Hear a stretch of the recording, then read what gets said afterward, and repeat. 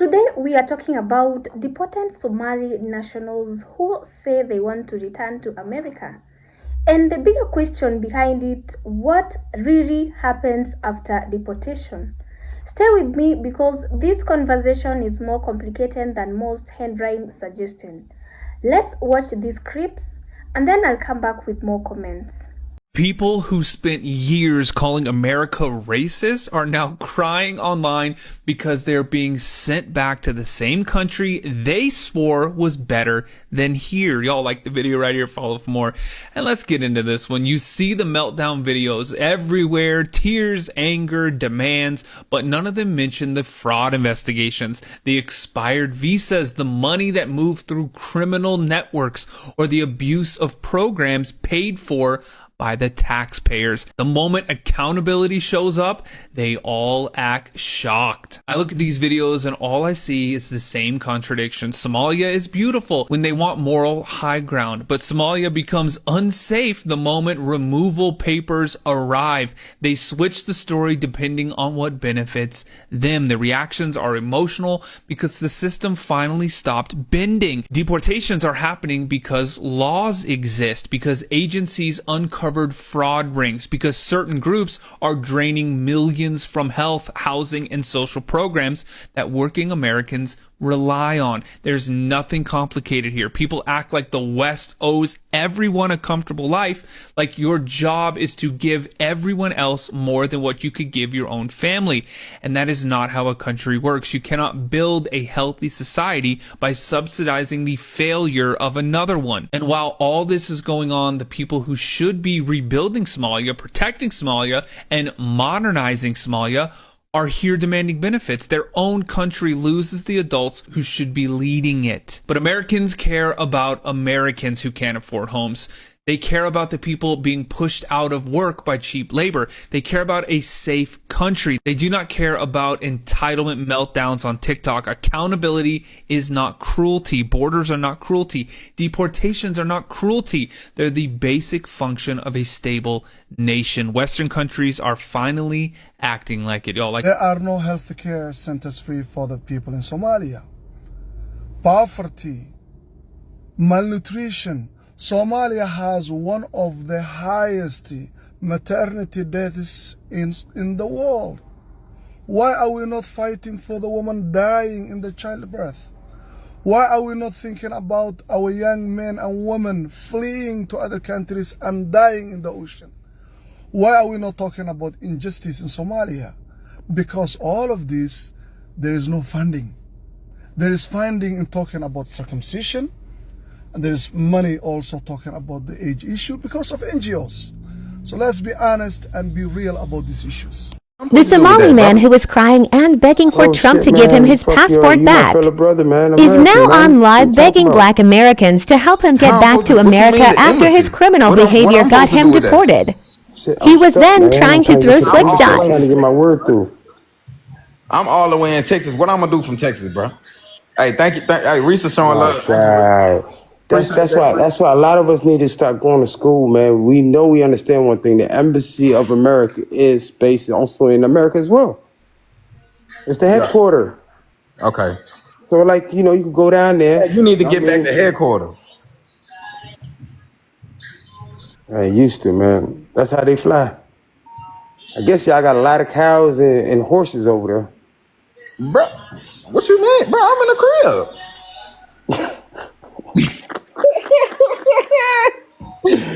Bro, say there's some cows and horses. I'm in the crib. No, hey, back. I'm not gonna lie. The chat is moving fast, and I'm having a conversation with bro. I'm sorry, chat. I gotta stay on point. See what I'm saying? You taking me away from my people. These people showing love, bro. My fault, man. I ain't got no beef. Come on, bro. My fault, man. Hey, but I ain't gonna lie. They say needies can't be picky though. That's what I'm saying. A cool little beat down on this battle though. A friendly beat down though. Friendly beat down, brother. Right now, you know, shit. They sent me back to Somalia. You know where Somalia is at? They sent you back to who? Somalia. You know Somalia, the Horn of Africa. My shit, you got deported, bro. Recognize some pretty obvious alarm bells here. All across these programs, claims were skyrocketing, absolutely spiraling out of control over a short period of time. And the reality is that the Somali community, which is where these large-scale fraud rings have been concentrated within this population in the state, it is a sizable voting bloc. It is a voting bloc you have to win if you're going to win political office in Minneapolis. And so I think that was likely a incentive here that made some people not want to look too closely at what's been going on. Yeah, they don't want to look too closely at it, as this guy lays out, because it's obvious that a lot of Democrats are probably being funded by the fraud, right? Because that is how Democrats operate. What they do is that they take taxpayer dollars, they funnel the taxpayer dollars into these liberal nonprofits, these entities that are designed to do good, right? To do humanitarian stuff, like, for example, help kids with autism or to take care of old people or whatever. But that's not what they actually do. They funnel that money into their own pockets. They don't actually solve the problem that they're supposed to solve. And then they give Democrats kickbacks in the form of campaign donations for funneling tax dollars to them. There's no doubt in my mind that that's probably what's happening in Minneapolis. It's probably what's happening in Minnesota. And that's why you have politicians like, for example, Tim Walz playing the race card when confronted on all of the fraud that seems to be very prevalent amongst the Somali community in Minneapolis, Minnesota. So without further ado, I want to go ahead and roll this clip of Tim Walz responding to NBC News host Christian Welker, confront him on the scandals that are happening in his state that he's overseeing, and why is it that he's not doing anything about it. So without further ado, let's go ahead and get into this. From countries beyond Afghanistan, specifically targeting the Somali community in your home state. He also... Welcome back, and joining me now is Democratic Governor Tim Walz of Minnesota. Governor Walz, welcome back to Meet the Press. Good to be with you, Kristen. Thanks for having me. It's great to have you. Thanks you so much for being here. I do want to start with the tragic shooting of the two National Guard service members. In the aftermath of the shooting, as you know, President Trump has responded by vowing to crack down on refugees, including from countries beyond Afghanistan, specifically targeting the Somali community in your home state. He also described you using a slur widely regarded as derogatory toward people with intellectual disabilities. I want to read for you what he said, Governor, and get your reaction on the other side. He said, hundreds of thousands of refugees from Somalia are completely taking over the once great state of Minnesota. In recent years, deportations to Somalia have continued under U.S. immigration enforcement, and some of those deported left Somalia as children, others had lived in the United States for decades. Several deportees have publicly shared their struggle adjusting, citing security concerns, economic hardship, and cultural displacement.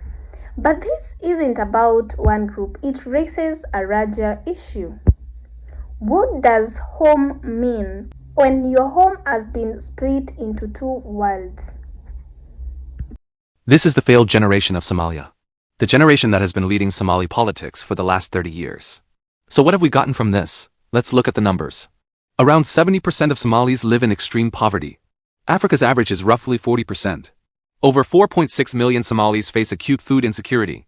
Somalia is consistently in the top 5 worst hunger crises in the world. 1.8 million children are acutely malnourished. Over 400,000 are severely malnourished. Adult literacy in Somalia is about 41%, one of the lowest literacy rates in the world. Africa's average is close to 70%. The global average is 84%. Over 60% of Somali youth are unemployed. And nearly 70% of the population is under 25. Somalia's life expectancy is 57 years. The global average is 73 years. 1 in 10 children die before the age of 5. That's around 100 deaths per 1,000 births. Globally, that number is about 37. Somalia has more than 3 million internally displaced people. And every single week, hundreds of young Somalis die in the Mediterranean Sea, trying to escape this system for a better life. And yet, we welcome these leaders as heroes. We clap for them. We defend them, even though their results are the worst in the world. So in the end, we can only blame ourselves. Because for them, the system works. Imagine growing up in Minnesota, going to school, speaking English daily, building your identity in the US, and suddenly being sent to a country you haven't lived since childhood. different language dialects, different job market, different security conditions. For some deportees, the shock is real. And that emotional reaction, the tears, the regret, the pleas, isn't necessarily about politics. It's about adaptation. Let's zoom this out. Immigration enforcement exists in every sovereign nation. The US is no exemption, but critics argue that deporting long-term residents, especially those who arrived as minors, creates reintegration challenges that affects both countries. So supporters argue that immigration laws must be enforced consistently regardless of the time spent in a country. And this is where the debate intensifies. Should length of residency matter? Should childhood arrival change outcomes? What about criminal convictions?